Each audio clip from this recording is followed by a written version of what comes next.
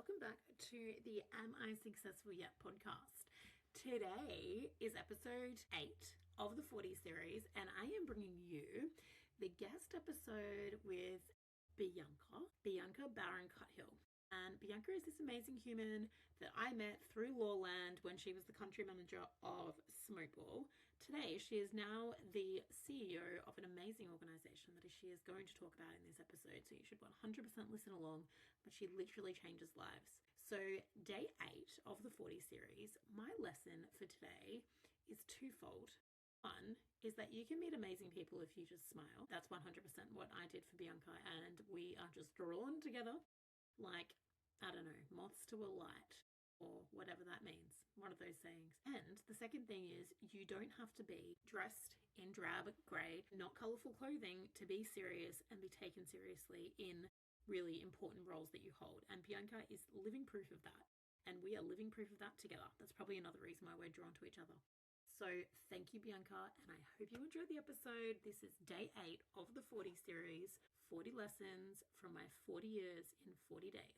Hello, Bianca. How are you? Welcome to the Am I Successful Yet podcast. Thank you so much, Rachel, for having me here today. I am very much looking forward to our chat because I think we're going to cover a fair bit of territory. So yeah, looking forward to it. We have, we've just been talking off recording about what we are going to get into.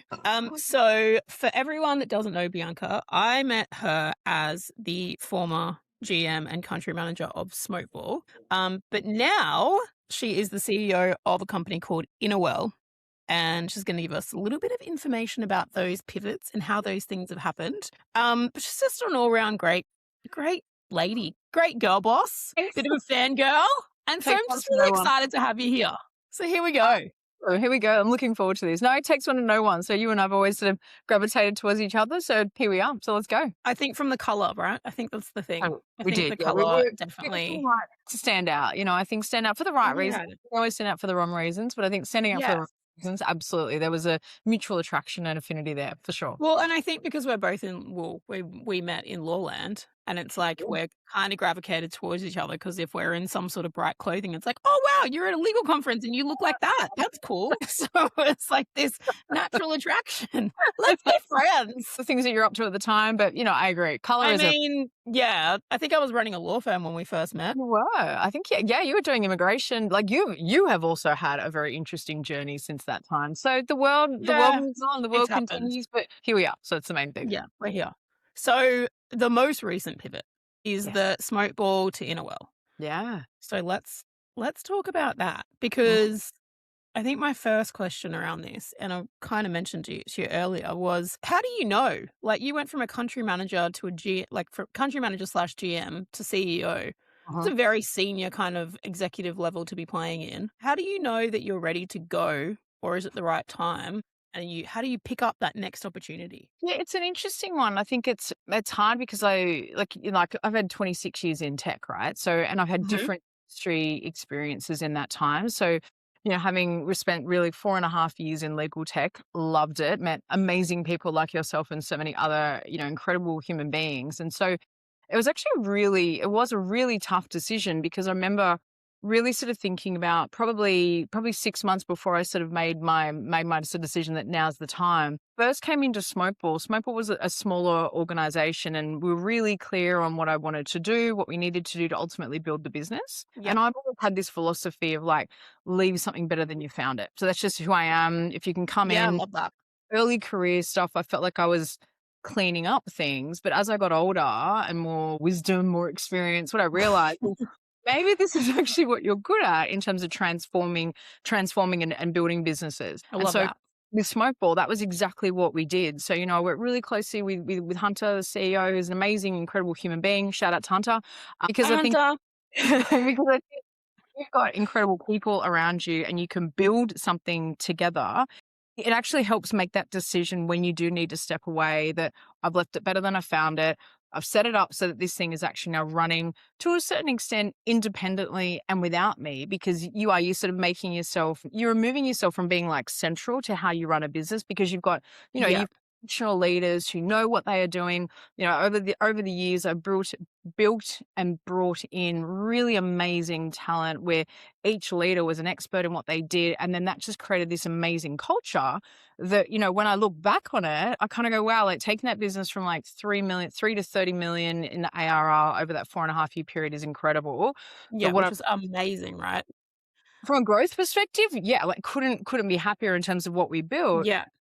What I really am most proud of is the culture and the people and that connection, because that stuff is really, really hard to recreate and reproduce. And so when I look at the business, like stepping out into the world of mental health, which is what I do now at Innowell, huge leap of faith, an entire new industry, an entire new set of contacts and people and all the things that you're learning in sort of health Mm. tech.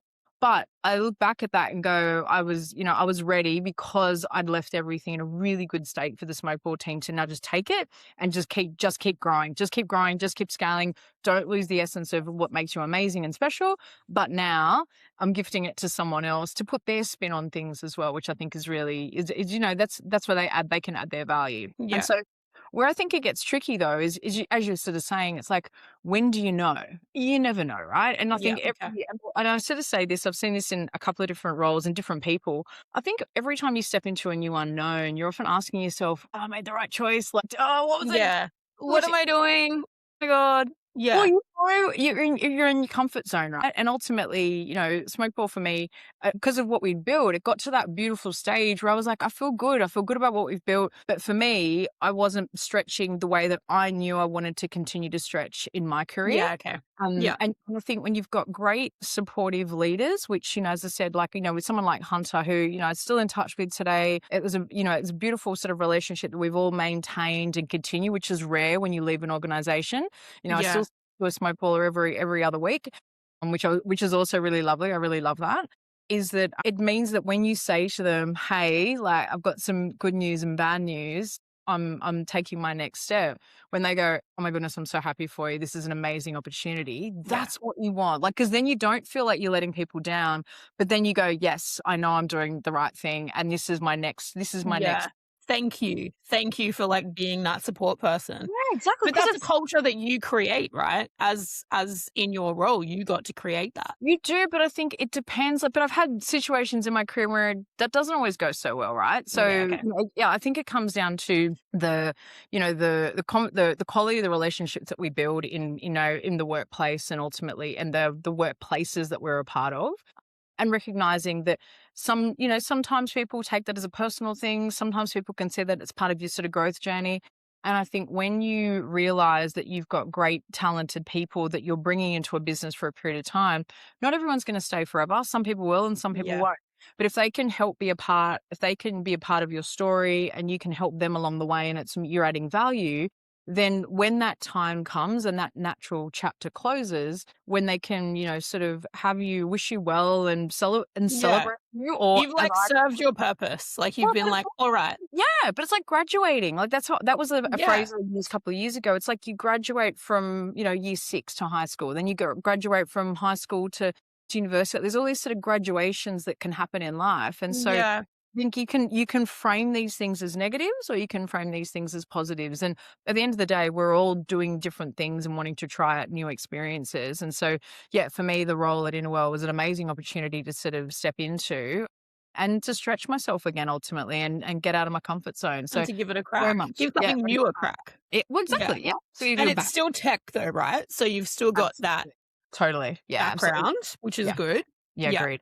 Yeah, absolutely. Okay. So it's mental health tech. So effectively, we're a platform that helps you measure the progress of your mental health journey, and which is really unique. So for me, I was looking into it and I was like, wow, that's actually so cool. It's really cool because it's really unique in the sense that, and the way I explain it is I was never a lawyer. I'm not a clinical psychologist or a psychologist. So I've kind of worked across businesses where I can, people sort of say you're really good at taking complex scenarios and translating them or making them more simple. With mental health, obviously mental health is complex. We all know this, and it's so layered. But when you think about how do you know whether someone's improving or they're declining or what's working for them as part of their mental health journey, I look at it as like if you had a blood pressure problem, you go to the GP, they'd put the thing on your They arm, put the thing on. pick Yeah. up the data straight away, you know, it's high or low. Mental health, we don't have a way of measuring that. So with the Innowell platform, you can actually measure your mental health care journey, whether you're improving or declining, and what treatment is effectively working for you in collaboration with your clinician. So for me, it's really powerful because we can Yeah. also see the amount of the amount of risk of, where people flag at risk of suicidal thoughts and behaviors, we can Yes. really quantify the amount of people who trigger and who that escalates to their clinician. We've already had 1,500 escalations throughout the course. Wow. And so for me, when I come back to pivots, and this is also part of like today's sort of theme, Yeah. when you think about like the impact and how, you Yeah. actually you say you're helping to save lives. I'm like, thanks to Like Innowell, we've literally. now helped save Yeah. 300 Yeah. lives so far. And we're still such an early stage of our journey. So yeah, so it's really powerful and really meaningful stuff. And do you think that this impact or like the impact has become like a measure of success, I guess, for you later, like more senior roles in your career Yeah. as you've had the ability to make an impact? Or do you think that's kind of something that you've always tried to do? It's yeah, it's an interesting way to think about it. So if I think back to when I would have been, say, 16, 17, finishing high school, working out, what do you want to be when you grow up sort of thing. Mm. I've always been someone who's always wanted to help others. I remember my mum was like, when I was finishing high school, she's like, do you want to be a teacher? And I was like, "Mm." And like, she was like, 'cause you're really good with kids. And I was like, that's not necessarily a great reason. Yeah. Classroom full of Bianca, maybe not so much. I was like, don't know about that, mum. Appreciate it, but no. But I did have a passion for coaching, and I developed that passion for coaching probably about the age of about 17, teaching Learn to Swim and helping people on their Learn to Swim journey. And so that for me, I think helping others has been a part of like probably my core value set without being able to articulate it at that particular age. Like at 17, Yeah. 16, 17, you don't Yeah, always you don't know no. really. And Yeah. so I think that has definitely been a part of sort of like a core part of who I am. But as I've gotten older and sharper, I've learned obviously more skills. And so you think about always be learning, stay curious. For me, I learned when I was at Intuit for about 5 years. During that, they're a very highly data-driven organization. And that was like they're a global tech company, 10,000 employees. I can't remember. They're probably about 10,000 employees now, based in Silicon Valley in California. Experience. I was based here it's part of the Sydney team, met some incredible people and worked with some super smart folks. But it really taught me the power of using data to tell your story. So, Okay. previously I would have been more like, oh, well, I feel this and I think this. It was very opinion based sort of debates or Yeah. justification. But the minute you can actually use data to tell your story, the impact completely shifts. And so and a lot of people who I work with, and even now at Innowell and even my last team, they're like, you really want to get to the data. And I'm like, yeah, because the data will help inform a direction. It's not the be all end all. But if you're sort of evaluating two things, or you look at the ROI, do I do decision A or decision B, or how much time do we spend on, Yeah. X or Y? The data really helps inform that. And so even with Innowell, I've been working really hard with our team to say, guys, I really want to see this data because I know that this product is having an impact and it is literally changing people's lives. I'm like, how can we get the data to show the amount of times it's flagged the suicidal thoughts and behaviors? Because that pops the risk screen to someone that says, hey, you need help, like contact 000 or contact Beyond Blue or Yeah. This is what Lifeline. you could do. Yeah. And so that's when you start to quantify that. Imagine, for me, I go, imagine 1,500 people in a room that we've been able to help. And then I take that back to the team and then they go, wow, like we're not just here coding or selling or marketing or developing, like we're actually genuinely helping 1,500 people. And that's just Yeah. us getting started. But So I think that it's been traditionally really hard to quantify impact. yeah, yep. So the ability to even pull that number is unbelievable, right? Well, and I think it's every industry has its challenge, right? You could Yeah. think in legal land, you think about the amount of, the amount of matters that you're working through, whether it's, whether Yeah. you're a property lawyer, whether you're, an immigration lawyer, whether you're doing family law, like there are so many people that you're out there helping. And so, but I think for me too, it's, one of my amazing friend and coach, Natasha, shout out to Tash. She's amazing. She will be very humbled by that, but she's incredible. She will always kind of talk about like meaning and reason. So it's literally kind of like it's that head and the heart sort of connection as well. And I Mm. think, again, rather than people just being told what to do, like I'm not a directive, style leader. I'm definitely more collaborative in my sort of style. But if I can give you context and explain why we're doing something or why it's having an impact or Yeah. what the data, and then help that person sort of tease out the data, that can often then show that person then the impact and validate why they're doing what they're doing, or maybe help them reconcile rather than going, oh, Bianca's just asked me to do X, Y, Z. They Yeah. can go, oh, this is why, because this is going to help to do this, or this is going to help with this individual. And I just think it's a connection. It just, it's connecting the dots in different ways for different people as well. Yeah. It gives people the facts and the reason, like Yeah. behind something, right? Instead Absolutely. of, because it's difficult as a leader sometimes to, particularly as you walk into the room now as a CEO and you're like, go and do this. And they're like, whoa, because of your title even, right? It's scary. It's just Yeah. like, because I know like years ago, I remember I somehow, the managing partner and me became like buddies, and he walked through the Sydney office. I'm like, morning, Robert. And everyone's like, what do you mean you can't talk to that bloke? And I was like, why? Like, what do you mean? He's just a guy. Like, he's absolutely amazing human. So, but I think that there's always this kind of fear of leadership in a way to be like, oh, but Bianca just told me to do something, so we've got to do the thing. So if you can go to people and go, Be we approachable. just saved 1,500 lives, and your coding meant that we did this, this, and this. Totally. And I think it's like, I find it so interesting because I agree. It's kind of, people get, a title is just really a description of the work that we're currently doing at that particular moment Yeah. in time, and so like, I'm like you, like I kind of, at the end of the day, I'm like, we're all people, I still have my kids come and say, Mom, I need this, or, I'm still Yeah. doing watching, like a title is just a title, right? At the end of the Yeah. day, I think where people really gravitate is, empathetic people who care about each other, who really want to see things improve, or, see leave the world in a better place, like, and help others. And, I was thinking about an SMS chat that I was having with a friend yesterday. And that's what she's like, I can't believe the amount of people that you help. And she's like, I'd love to be doing the same thing as you one day. I said, no. I said, we all help each other because we're paying forward. So, I've had people that have helped me in my journey. Can I pay it back and pay it forward to others? Absolutely. But it's not about Bianca as CEO going, oh, I'm amazing. Like, no, Yeah. I'm just Bianca at the end of the day. My kids and my family don't really care about the title. Of course, they're proud.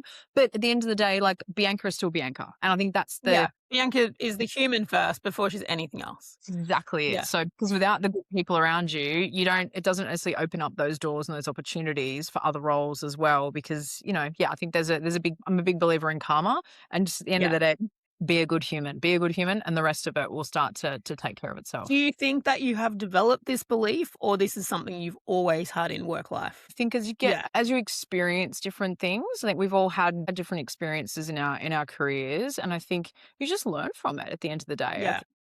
I look at every day is an opportunity to learn, and I think I'm always, whether it's one chief product officer at Innowell, she's like, every day's a school day, and it's true. It's so true. And I love that Denise sort of shares that. Shout out to Denise. I love that she shared that because it's a really lovely mindset to be in, right? Like, I'm not the smartest person in the room. I'm never going to be the smartest person in the room. And if I think that, I've lost the game. Well, and you're in the wrong room, right? But I think that there's some professions where if you're not the smartest person in the room, then there's a problem. Well, that's very true. And I think you're right. And given, particularly in certain other industries, that is almost like lowland. Oh, your words not mine. I'm not a lawyer, but your background and your passion. But I think it's very different. Yeah, like different experiences, and it comes down to the status and and obviously what certain industries project. I suppose you could say the same in in medical land as well, right? Where you've got your different surgeons. Yeah, that's true. Yeah, I think there's probably a lot of similarities in different industries. But I think it just for me, I look at it and go, we should always be learning. Stay curious. because that to me is a gift, and where the world is evolving so quickly, whether you think about AI or tools. And, Yeah. today, I was talking to one of my team members about, we've just started really leveraging Claude in the business. And he's like, how did you do this? I was like, I'll show you. And so the two of us, and again, like I'm like a kid again, learning new tools, All even exciting, right? yeah, but Yeah. that's where I think that fresh perspective, like, yes, there's obviously still a strategic brain.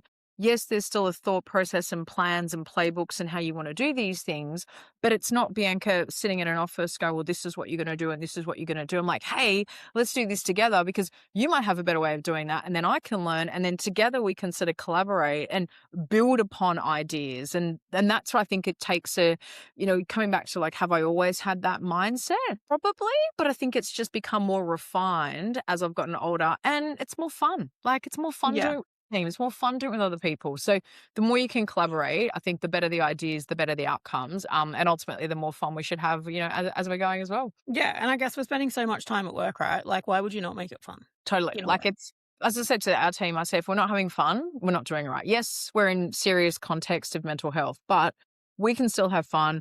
We can still have a giggle with ourselves, like not about the context, as the context can be really serious. Yeah, yeah, exactly. How we actually show up, we've got music in the office and different things like that. Like, we can still have a good laugh at ourselves, because at the end of the day, we want to take the work we do seriously, but doesn't mean we need to take ourselves too seriously either. So it's about trying to find that balance. And do you think that's part of it, is just not taking yourself too seriously because, it is what it is? I think like you can, like I could even show up today and be very, very professional and very sort of, oh, hello, Rachael, Mm-mm-mm.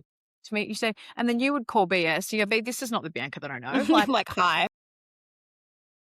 please, who is the avatar? She's not real. But that's my point, because I think it becomes about building the persona and who we are. And even, I'll be honest, even for me stepping into this role, I was very mindful of kind of going, well, do they see the bubbly, bright Bianca that other people often know me? And then will I be taken seriously? Because again, I don't want ever to be perceived to be flippant or dismissive or too and not taking the content and the context seriously. And I'm like, absolutely not. Like, it's you take it very, very seriously in terms of what you do and the impact that you can create, but it doesn't mean that I need to dull my personality or be a different version of myself. It's just social awareness, read the room, and when to bring the bright energy and when to be serious.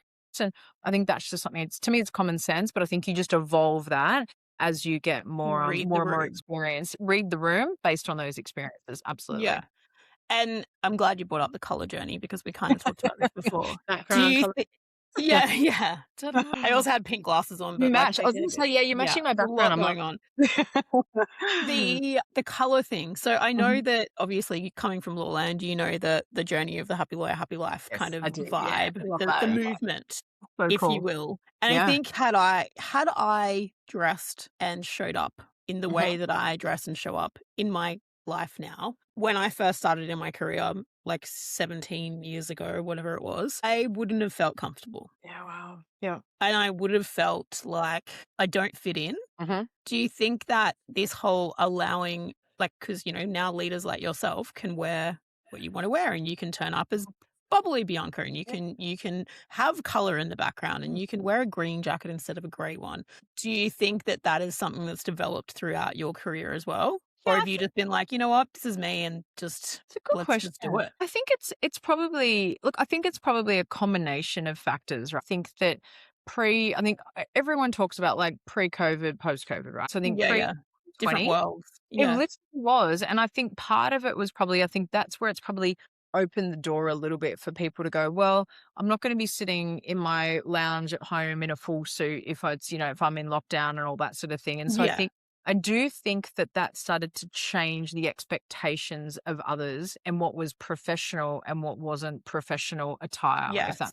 Yes. Yep. I Yep. think, and look, working in tech, you can get away with anything. Like, today I'm in a blazer and jeans and a pair of loafers. You know what I mean? So it's not Yeah. like you're not always in 6-inch heels and all that kind of stuff. And I think that has definitely shifted, because now I actually think what's really cool about it is, yeah, it shouldn't be about what you're wearing every day, whether you're Yeah. wearing jeans, a pair of pants, a skirt, whatever. It's literally be like, let's think about what impact the Yeah. individual It's that like, I'm with. what's here, right? Like, it's what's in What's your it? brain.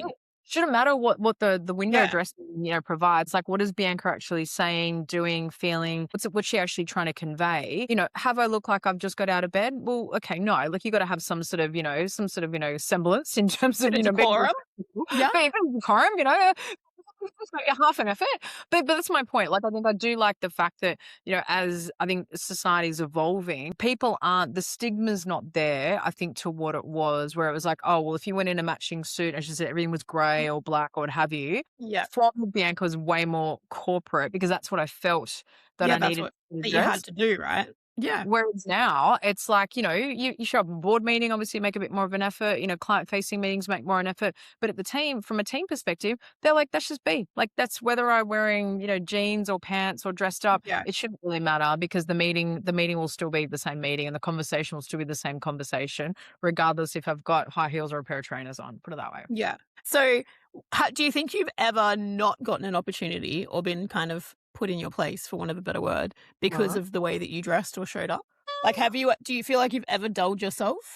I wouldn't say I've never dulled no, I wouldn't say not because I've ever dulled myself. Like I've always been, I am who I am. And I am, so as you said, as I think you get to, for me, I think it was when I hit about 32, 31. I think I had my second child, my daughter. So I've got a son who's 16, Max, and a daughter, Arabella, who's 14. So when I had Arabella, I think it was about that sort of point, about 30, 31, I remember thinking, going, I don't really care as much anymore about what other people think of me, in terms of, Nice. what I wanted to achieve at that point in time. By the time I was Yeah. 31, I was like, yep, happy with where we were heading directionally as a family and all that kind of stuff. And so I think for me at that point, I definitely wasn't as phased by what other people thought Yeah. of me from how was I sort of showing up? Like I was always professional. I was always still, I wouldn't say well put together, but I'm like, I was always made an effort when I showed up to the Yeah. office and all that sort of stuff. But for me, in terms of was I ever glossed over for an opportunity because I had to be someone that I'm not? No, definitely not. It's not worth, for me, it's not worth compromising my own values to be someone who I'm not, because then that's the whole masking, putting on a mask and that imposter, like being that imposter. And I'm like, that's Yeah. exhausting. So yeah, definitely. Exhausting to be inauthentic, right? Exactly. And it's not worth it. Like you get exposed really quickly. I mean, I just don't, I know that some people probably feel they might have to do that, but for me, what you see is what you get. Yeah, Like, me too, right? Like, but I yeah. think that it took me a really long time, and I Mhm. probably was a little bit older. I think it Yeah. was probably a similar time when I was a bit like, oh, actually, I don't fit in to what they want, but also I don't actually care.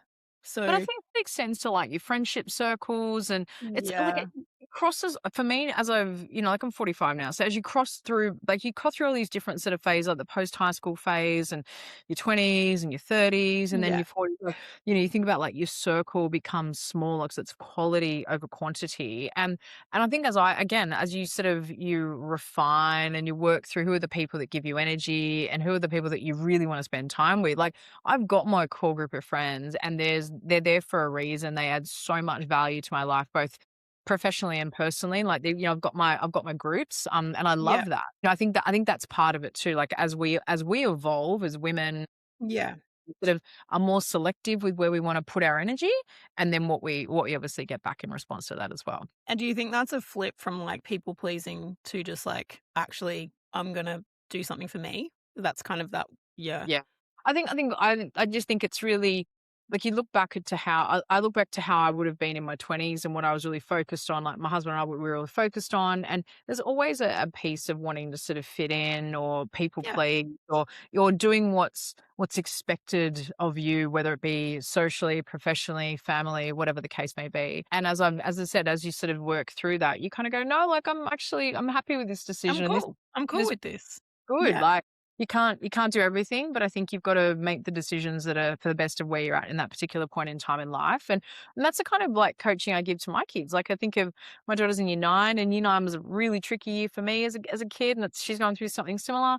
And you think about just the tools that we can give young people now to help navigate tricky times with friends and finicky dynamics, and just it's teenagers and it's teenage girls. I think you hear it more so with girls than you do with boys at times.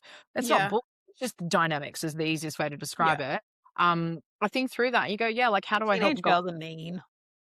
I can relate to my experience. It was not fun. I mean, me too. I think everyone's been through it. When we all talk about it, we've all been through it, which is awful because you shouldn't have to go through it. But sadly, it's just silly rite of passage that it seems like every teenage and every teenage girl goes through. And then I go, why? And then I look at some of those people and I'm like, yeah, like that's just who they were. And I go, I don't need to energy vampires and stuff. I don't need that in my life now. But if I could have called that what it was back then, oh my goodness, like could have been transformational for me as a 14, 15-year-old. It's just interesting when you sort of look back into these little, before and after kind of because scenarios. you're like, oh, if I knew now, if I knew now what I knew then, what I know now, totally different world. Yeah. So absolutely. on that, do you think that you can set up your values, purpose, kind of the things that Bianca knows now? Do you think you could have set it up earlier in your life to kind of avoid any periods of, say, burnout or something? Could you have avoided something big happening by knowing yourself a bit better, or by being able to articulate those values and stuff a little bit better? Because I feel like we don't fully know ourselves, obviously, when we're like 16. No, and I think your priorities change, right? At the end of the day, so our priorities evolve based on the age and stage, and I think, and that's very normal. So if it's, if your priority is like trying to save up to buy a house, that becomes your priority. So you're trying to scrap every dollar together to get the deposit ready, and then go through this, and then the priorities to you want to have kids, and that becomes a focus. I think for me, it's always been like, my husband and I have been married 20 years. So, we just celebrated 20 years recently, which we're very, very proud of. Congratulations. Absolutely. I know. It gets a bit, I'm sure I'm a lot, he would say, but it's a yin and yang kind of dynamic, which is going very calm. I bring the energy and the color. So that's how it works. Yep. Sounds like me and my husband. Yep. Correct kind of analogy. Yeah. But I think what's really cool about that is that I've always thought about it as a team sport. And so I just want to get emotional now. When I think about it as a team sport, right? If you're part of a team, and this is a big part of, again, the businesses I'm a part of, if you can be a part of a team, you're going to have to give and take, right? There has been times that I have had to be like, lean on him to kind of go, help me through this. And there's been times that he's obviously been frustrated with me and vice versa. And that's just normal in terms of those ebbs and flows. But I think at the core essence of us as the team, and, we refer to as Team Cuthill, it's basically, what do we want in this journey, right? And there's been times where I'm like, well, I want this. And he's like, well, I want that. I'm like, well, we're going to try to find a way to make it work. Yeah. Compromise. Yeah. And usually I'm going to win. No, but just I am. Very competitive. But the point, I think, is when you can do it together and you've got a joint plan that you can work towards, it does help you navigate then the personal conflicts and the personal challenges, or the potential incongruence with your personal values, and is this vision. So an example I remember, and because Glenn's really calm in that sense too, so he's a really good sounding board. And so what I remember, there was a role years ago where I was like, hey, think about this organization, blah, blah, blah, blah. What do you think? And he was like, and anyway, it was good because he's like, have you done the research on this organization? Because the founder happened to have a very interesting history, and I'm not going to name who they are and all that sort of stuff. Yeah, that's right. Too juicy. But he was like, Glenn's like, is that the kind of person that you would really want to work for, knowing that this is what's been written about this individual, the cultures they've created, the claims have been made about this person, and all that kind of stuff. And I was like, yeah, no. And so again, when you think about, and I think it's a good example that when you're coming across opportunities from a career perspective, that's where you do have to come back to and go, well, how does this fit relative to my values? So are you chasing dollars? Like, is that what's really important for you? Because that'll only last for a short period of time, in a sense that over time, the other stuff will slowly unravel. And you're like, no, if this is in conflict with my personal values, and I'm being a version of myself who I don't like, and my family don't like. Yeah. Is it really worth it? And so for me, like, I literally have them on my whiteboard back, just off camera. Like, my first personal value is family and connection. And so for me, when I'm ever having a minute where I'm like the pendulum swing of the work swing, like, so I kind of go, we're right into the work mode. And then if I have to go, come on, you got to bring it back a little bit, Bianca. I kind of bring it back to like, why am I doing this? I'm like, it's for my family. Because it's of them. Connection. That's why I do what I do, to create, a lifestyle and environment, everything that, relates to our family. But, that wasn't necessarily what I set out to do 25 years ago. But as I've got older, that's obviously what's going to refine that kind of purpose as we've, as you go through the age and stage, I think, of life. Yeah, because they all change, right? I love that you have your values written down just off Yeah. camera. That's awesome. Cool. Like I had to do it because like there's so many things that, and particularly in like this new role, right? Like as a CEO, and we're really like a startup. So as a startup, everything is about like, I'm trying to, find so many things to do and rebuilding a business from the inside out. And that's fun and it's chaotic and it's exhausting at Yeah. times. But before I took the role, like I literally sat down, the four of us sat down at the table, like, my husband and the kids and I, because we all sit down and have dinner, regularly each week, which is really lovely. Have chats, how's your day, all that kind of stuff. And I sat down and I said to him, hey, I've got this really good opportunity. This is what it's going to mean. It might mean that I may not be as accessible as I was previously because this is going to require a fair bit of. This is going to change. This. Yeah. Are you okay with this? And so, they were all like, yeah. And then when I was first getting stuck in, I remember my daughter was like, why aren't you coming to watch me play soccer on a Thursday night? I'm like, well, I watch you every Sunday. I do this, I do all this kind of stuff. And so when her brother spoke to her about it, he was like, remember, Mum's just started a new job and it's really intense and it's this, like, you're seeing what she's doing. And then Arabella was like, oh, yeah. And then she actually said to me, she's like, I'm really sorry that I was really hard because I thought that you were just not doing it because you didn't want to. And I'm like, no, like I'm doing this because like, I don't physically have the ability to. I'm exhausted. I am tired. Yeah. I just want to go to bed. Exactly, that's right. But at least she had the emotional awareness also to come back and go, hey, Mum, like I'm really sorry. I can see what you've been doing. I get it now. I get that you've been working really hard. That's a huge thing though for a teenager though to even have that conversation, right? So that's testament to parenting right there, even having that conversation. But I think it's the village around us, like I said, and the community that we wrap around ourselves, because I couldn't do what I do without, an amazing husband who definitely takes a lot of he's the Uber. He'll get them to and from swimming and soccer and all that sort of stuff. We've got my family, like, my mum, my dad, were a huge part of helping support the kids when they grow up. We've never needed nannies because I've had nan and pop, and then even my in-laws had a role. So, I think we all work together, and the kids. And I think where you've got people whether it be close friends, aunties, uncles, coaches, mentors, I think teenagers need those other influences in their life other than just their mum and dad as well. Yeah, 100%. For us, I think I don't have teenagers, but I can see from outside. But even like being an amazing auntie, like I think, my kids have got like amazing aunties as well. And even just that, they can talk to their different aunties about different things, or their uncles, and community that we can wrap around kids, I think, can be really powerful. It can ultimately take kids down different paths. It goes for just team as well, right? For like you just coming through your career, like the tribe that you surround yourself with 100%. Is literally who you will become. That was saying it's the average. Be the make or break. But isn't it the saying like you're the average of the 5 people that you spend the most that you spend the most time with? And it's true. It's total reflection of that. Super cool. Yeah. Yeah. The values question around, like, it sounds like you obviously know what they are. You've articulated them. Do you think that Bianca now, with 2 kids, the CEO at Innowell, with your 20 years of marriage, very exciting, the values that you wrote down on that board that are sitting near you now, are they the same as they were for Bianca 25 years ago? Or like when you started in your career? No, because I'll read them to you. So I'll be completely transparent. Number 1 is family and connection. Number 2 is health and vitality. That definitely would not have been there 25 years ago. No. Number 3 is integrity, kindness, and gratitude. Learned a lot about the power of gratitude probably about 10 years ago through a side I was involved in. So that's a big part of who I am. And again, paying it forward and being happy with where you're at. Purposeful and financial security. I live in Sydney, we have mortgages, like that's life.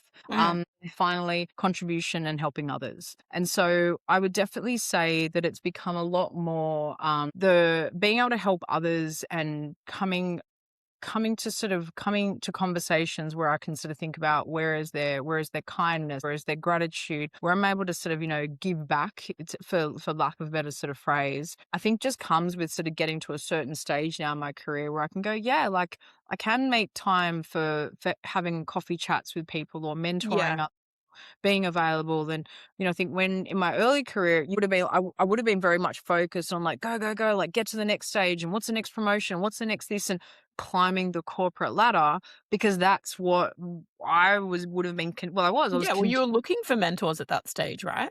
yeah, and I had an incredible mentor manager at the time, Stella Rodriguez, another shout out, legendary human being. And we're still in touch. And so when you've got these great people who can support you and be there to call you, my thing is like, call me on my BS. Like at the end of the day, Yes. I don't want people who are like yes men or yes women going, yeah, like you do you, and Yeah. great. Sometimes I need someone to go, Bianca, you need to pull your head in, or Bianca, Yeah. that's actually not going to help you, or no, this is a good decision, or have you thought of it this way? So they're not giving me the answers, but they're trusted in a safe space. And Yeah. now I've got, people that I've, worked with and who've become really good friends. And even like my closest friends, we do a walk every sort of Friday morning. Two who live really close by, two of my best friends, we do a walk, and it's like our own little mental health walk. We're like, right, Love what that. urge this week? And so, and because you need that safe space where you can talk about what's on your mind, talk about a Yes. challenge that you're having. There's no judgment. But I think as I've definitely become more trusting of others as I've gotten older as well, because you can have that attitude of gratitude about being grateful for people in your circle, but also finding ways that you can sort of give back and just be there to listen, be there to help, just be there at the end of the day, I think is really supportive. So, it's Yeah. definitely evolved. Absolutely. Yeah, it evolves, I think, Evolves, is it does. like you said earlier, you always wanted to help people, and that continues to be a value, right? So I think it's like this evolution, this ability to articulate. So one of mine is security as well. And I think that even the decision to become a lawyer when I was like 12, I didn't know it was security at the time, but in my mind, I was like, well, they make money and they Yeah. seem independent, and like Yep. I didn't grow up with a huge amount of money. Right. And so it was like, how do I like create that? And it's almost like you're subconsciously kind of Yeah. start to build the life that you want based on these things, but you can't articulate them until later. No.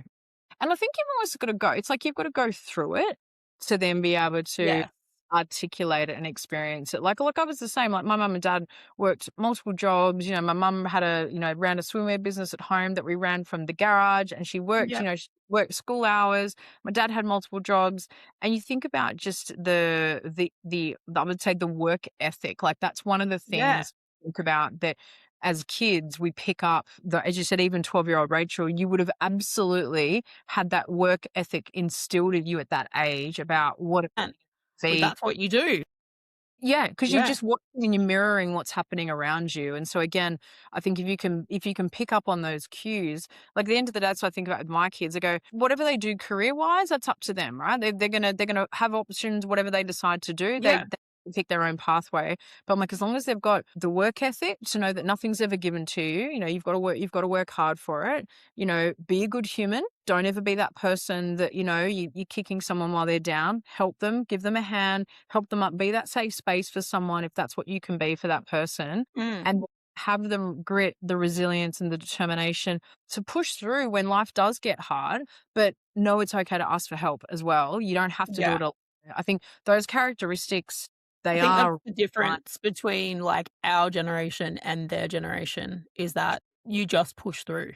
Like that was just what you did. Put another backpack on and just off you went. You just kept Yeah, going. like you'll be fine. Just keep on carrying the things and carrying the things. And now we're like, actually, you are allowed to come to me. 100%. It's okay. And I don't think that like my parents meant for that to happen or anything, or anyone's do.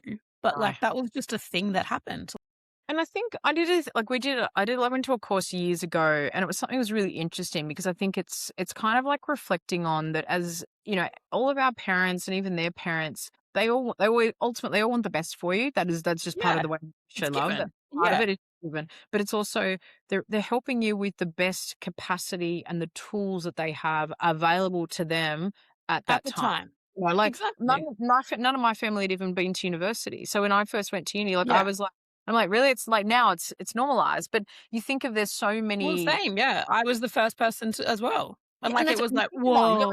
Heralded, going like, Rachel's amazing. And you are. You're like, But it's kind of like, but they wouldn't have been exposed to those different things at that Yeah. particular point in time. You know, my mum and dad were exactly the same, but it doesn't mean that they didn't love me or they don't still love me now. It's just then you're doing the best you can with what you've got. And With look, what you had. my Yeah. kids will be doing the same. They'll be looking at 15, 20 years time. If they have their own kids, they'll be going, oh, Nan tried hard, but she was this, or whatever they call me. Yeah. Like, Yeah. it'll be Yeah. the same. Yeah. Yeah. And I'll be like, hey, Yeah. I tried really hard, all right? Hey. Like, give me some credit, all right? I'm doing podcasts, all sorts of stuff. I tried. Like, I tried. Yeah. I tried to show up, be the best mum I It's could so true, be. isn't it? Like, we always laugh at like, well, I Like, don't have laugh. to. It's not that. It's kind No. of funny when like my friends and their little kids, and you're like, I wonder how much therapy this poor child's going to need when it grows up. Like, it's Well, like and in the it is nicest possible way. Like, but Isn't it it's weird? just like, It's how do you? You do. You Not kind of got to go along. perfect. Like, you're We're just doing the best. human. Yeah, we are. We're doing the best we can at the end of the day, whether you're a working parent, whether you're a dog mum, cat mum, fish mum, whatever, right? Everyone's got responsibilities outside their day. Yeah. It doesn't have to be with kids. And so I think as part of that, like we're all just doing our best and sort of trying to show up in the best way that we possibly can. And you can't do it all, And I was talking to someone on recently where they're getting ready for their child to sort of start school next year. And I can see that sort of almost like the white knuckle going like, how am I going to Oh do my God, this? oh Like my I God, want oh to my be God. Yeah. there. I want to be there for their child. And I love that and I respect that. But as I said to them, I learned about this analogy. I've talked about it before. I learned about this analogy a couple of years ago from Intuit's former CEO, Brad Smith. Incredible, amazing human being. He's now like president of in West Virginia and their Marshall University. So incredible Yeah. human, him and his wife. Anyway, the narrative of it is, and I've shared this before in the sense that it's like life can be about picking the crystal ball moments versus the rubber ball moments. And so what that means is that you think about there's certain moments in life that if you can't be there and you miss them, it's like dropping a crystal ball, shatters into a million pieces, never to be replaced, never to be picked up, put together. You cannot recreate that moment. Mm. And you've got the rubber ball moments, which could be like dropping or picking up from swimming training or going and dropping off and picking up from soccer training and all these things that are just part of Love the. this. Yes. And for me, and I shared this with my kids at a really young age, and I was sharing this with someone the other day, and I said, that's how I help to make those distinctions. Like there are certain things I'm like, nope, crystal ball, I am absolutely going to be I'm there. gone. Yeah, I'm there. Yes. Again, family and connection, like that is absolutely that's a family moment, that's a crystal ball moment versus I'm not going to be able to pick you up from training, dad's going to do that, or actually I can't get to this thing because I've got this meeting, whatever.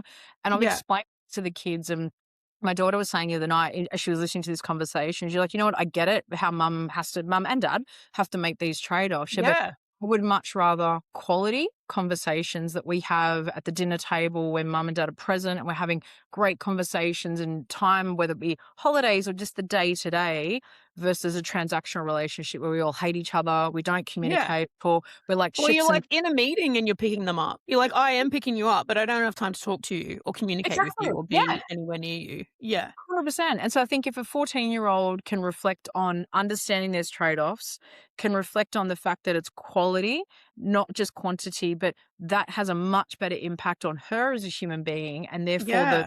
that she puts out in the world, I go, cool, okay, awesome. Like we're onto something here. Let's keep it going. So it's again part of that journey I think that we're all on. We can't be in every meeting, we can't be in every conversation all the time. We've just got to kind of pick and show up as best we can when we're present. Yeah. I saw a t-shirt the other day that just said, I'm just doing the best I can. Like, and I think that's the reality. Like, Exactly what we're all doing at the end of the day. So no, I couldn't agree with you. And if you continue to do that, then that's what it is. You mentioned before that you had a little gratitude side hustle. It's What just was that? Can we wow. share that? Can we share that? I mean, or just like a gratitude practice that you like, what did you learn from that? So when my son was about about year 5, so when he was about 5, 6 years old, he had horrific eczema. Like, so his whole body was just covered, horrible sort of experience. And a lot of people I was working with at the time knew that it was a real drain for him. Like his sheets were like a crime scene. It was awful. Like I can't describe just how traumatizing it was for him, for us, because he was constantly. Long story short, I ended up studying health coaching as a result. And so because nothing was helping him, no matter what ointment, treatment, diet, we did everything. He was gluten-free, dairy-free, sugar-free, fun-free. I basically called it. Yeah. Poor They're child. all Yeah. good. He's like, So I I was just like, want to live, Mom. oh no, heartbreaking. we tried everything. And in the end, like me being me, I was like, I'm going to learn about this. And so I studied health coaching for a year. And so this is kind of where it's weird how your full circle starts to come Yeah. wellness perspective. So that course taught me a lot about eating, food, health, vitality, what goes into our foods, and, just the diets and inflammation and a whole bunch of different things. And through that, then I started a really small business into, that sort of supplement nutrition sort of space. And because you're doing a lot of learning and education with those Yeah. guys, I learned a lot about like the power of gratitude and just then the power of like the energy that you're putting out into the world or the universe is what you get back. So it's like if you're playing these negative tapes in your mind or these negative podcasts, CDs, insert playlists, insert whatever appropriate media form. Insert crap that you. But if you just keep playing this negative narrative, it's just going to keep telling you like, I'm bad, I'm awful, I'm this, I'm that. Yes. When you flip that to be much more of a positive narrative, and also you're grateful for where you are in the world, or you're grateful for the people, you're grateful for, the sun, whatever it is for you, Yes. make that your focus, that completely shifts how you see the world and the problems that we're experiencing. And so that I think definitely, I know that definitely helped me shift that mindset, because no matter the amount of times people would say, oh, like, how's Max going? I'd be like, he's all right. He's alive. He's thriving. He's growing. Yeah, we're working through it. We're trying this. We're trying that. And then, lo and behold, over a sort of a 12-month period, he did actually get a lot better. We found the right combination of treatments that worked. And now he has no eczema. He's got beautiful skin. He's a strong, handsome young man now. And you wouldn't even move to look at him. But that was like a really tough time for our family, extended family. Everyone knew just what he was And you could have like gone inwards then, right? And been like, oh my God, this is so hard. I have a parent of a 5-year-old, my life, why me? Why him? There's something wrong with him, blah, blah, blah. Like, and I think, and you see, like, there are so many incredible people out there in the world going through hardship. We all know that, right? Like on the news, 100%. it's coming at you every day. So I think it's recognizing that, at the end of the day, the attitude of gratitude for me is like, we're okay. You're alive. There's a roof over our head. There's a this, there's a that, and just continuing in that positive, even that manifesting, call it what you will. That mindset, that positive and that growth mindset for me have always stood me really well. And so it's just kicking, it's almost like kicking it in a sense where you kind of go, if you find yourself spiraling, I'm like, hang on a minute, just like reset. You're heading down a negative sort of spiral. Who are the right people to sort of get you out of that? And that for me is really helpful. I can go to my friends, and, from work, people used to refer to them as like my personal board of directors, where you kind of come back to me. I love that. I need some advice. And I did that recently, where I was like, hey, need to bounce a few things. And I literally reached out to a few folks. I was like, hey, you got time for a coffee? You got time for this? And I just needed to talk some things through. And once I got to talk it through, you end up working it out. And in the end, I was like, okay, cool. I got this. I know what I need to do now. I know blah, blah, blah.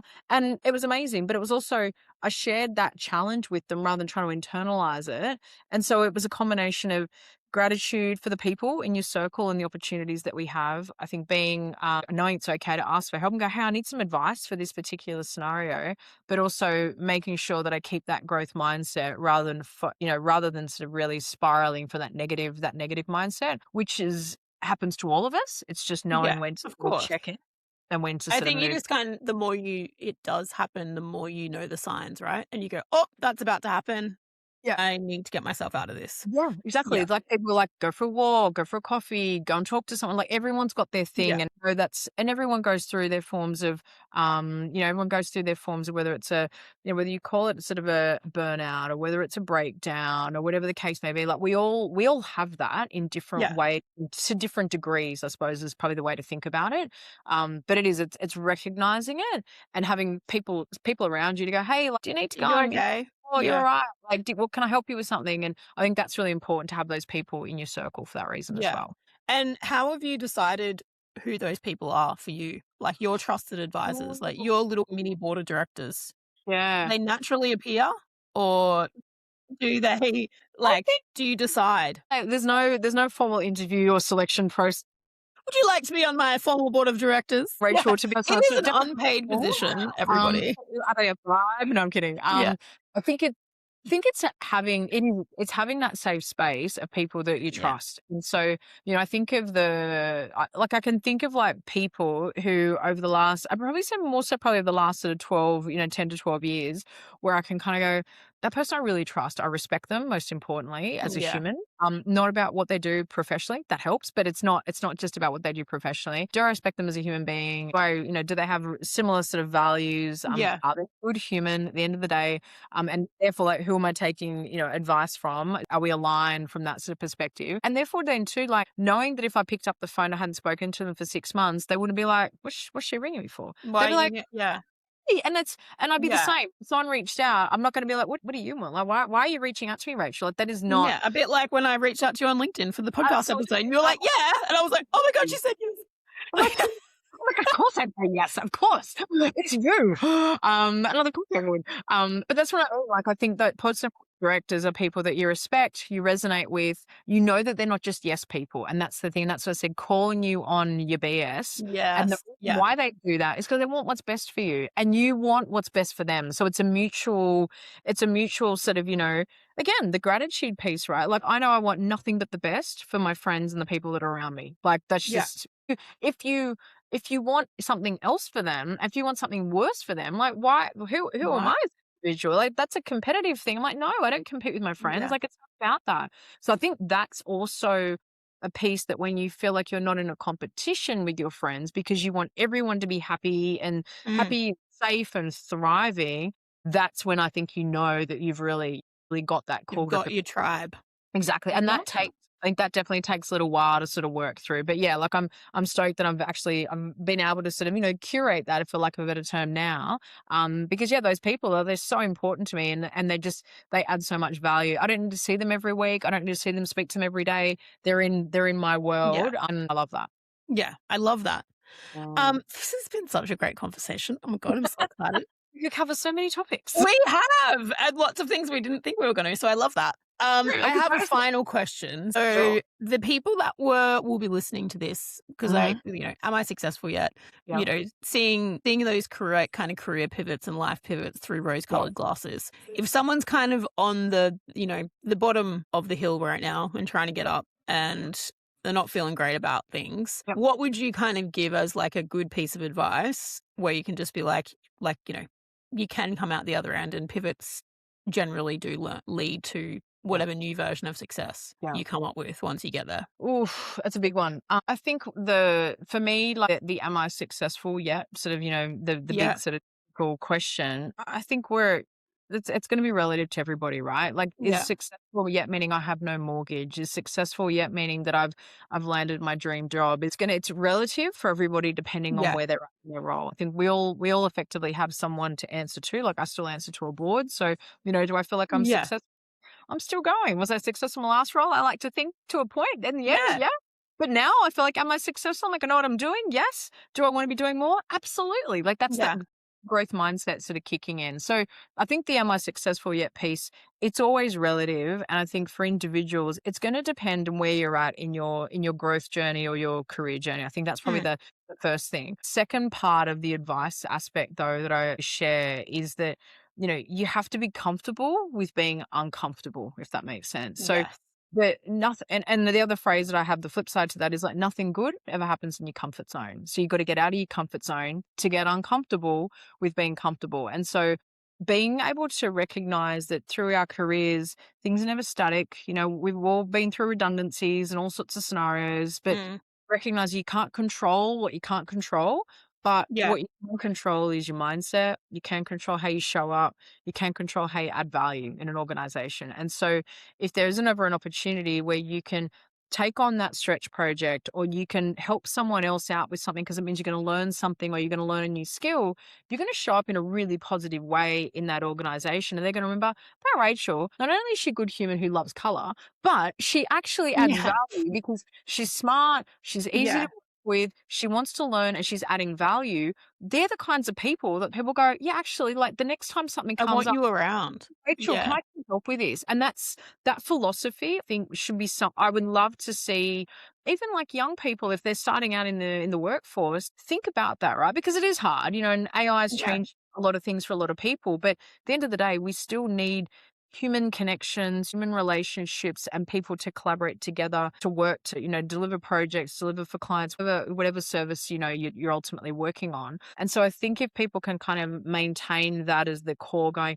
how do I add value? What am I like to work with? Am I a good human? Am I easy to work with? Am I someone who wants to get in there and have a go and learn? That ultimately, I think, is going to set anybody up for success in their career, because that's how they will keep growing and learning. And you think of the little ladders as they kind of work through life. It's never Yeah. vertical. It's often twisty, turny, and all the little Yeah, 100%. hence the pivots. Yeah. Plenty of pivots. And I keep thinking about the Ross and Rachel episode from Friends when they're moving the couch, where it's like, because we do. We all have to pivot throughout our We career. do. It's so true though. Like, Add into this podcast and cut to Ross and Rachel trying to move that couch. yeah.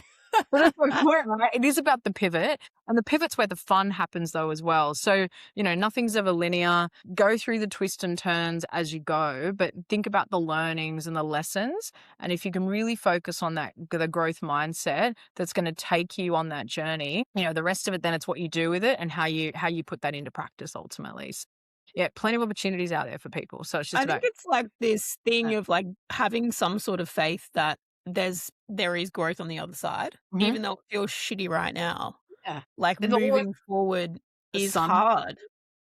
but the sun's always going to come up tomorrow. Yeah. Always a new day. But there's you're always going to have a challenging situation to work through. It could be Yeah.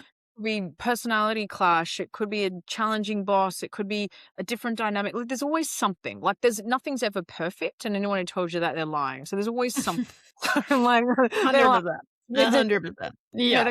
right, they're lying. But I think as part of that, like, just recognizing what I try to do where I can is I try to go, is that person going through something really hard right now? Like that iceberg, I can only see what's above the Yeah. water. Are they going through something tough right now that I don't know about? So, let's lead with empathy where we can. But then separately, like, it's okay. You know what I mean? Like, we're all doing the best we can. No one wakes up every morning and goes, how can I make Rachel's day really difficult today? Yeah, Like, yeah, no exactly. one That's does not that. what's happening. No, Yeah. and what you think that's what they do? They're not. They might have a whole bunch of other things going on. So just, show up, be kind, be a good human, do the best you can. And I think in each day it will definitely get better and better. But ultimately, you want to be in a happy, safe, thriving environment, because that will also bring up the best in you. And if you're not, well, then obviously that's when you call me. Call me. And I'm ready. Help me. Absolutely. Right. You. Oh my God, that was so great. Awesome. If anyone wanted to find you and be like, hi, Bianca, you're great. I want to be your friend. Is Absolutely. LinkedIn the best place to find you? Absolutely is the best thing. Yeah. You can me Bianca Bowron-Cuthill and Innowell. Yeah. At Innowell. Actually, I'm at home right now, but I'm in the Yeah. Innowell office in Wynyard in the Sydney City CBD. But yeah, find me on LinkedIn. You can follow me, drop me a message if you need to. You can also connect with Rachel. I'm sure Rachel will, pass on the details if need be. Yeah. But yeah, no, I'm as I said, big believer in how I can pay it forward. I've done a podcast before about how much I love coffee. So if it's ever a coffee chat, I'm always up for that. That's all it is, just a little coffee. I'm happy to buy the coffee. That's fine. I don't need to have coffees bought for me, but it's just, you can unlock a lot in a 30-minute coffee chat. So anything that I can do 100%. to help out with your listeners and your community as well. Right? Thank you. I appreciate you. My pleasure. Likewise. Well, thank you for having me. It's been lots of fun, and really, really enjoyed our chat today. So that was the podcast with Bianca Bowron-Cuthill. Oh my God, she's such an amazing human. Such a fan. I think one of the biggest learnings from that really for me was just this like level-headedness and just authenticity in everything that she's doing means that these opportunities and just come, and she figures it out based on things that just feel good. And I love that. And we talked a little bit off camera as well that she renovates houses too. So something else cool that we have in common. So thank you, Bianca. That was amazing. I will see you next time on the podcast. But thank you for being here. Thank you for listening to this podcast. You are amazing. I would love you to like, comment, subscribe, and share with a friend. Please and thank you.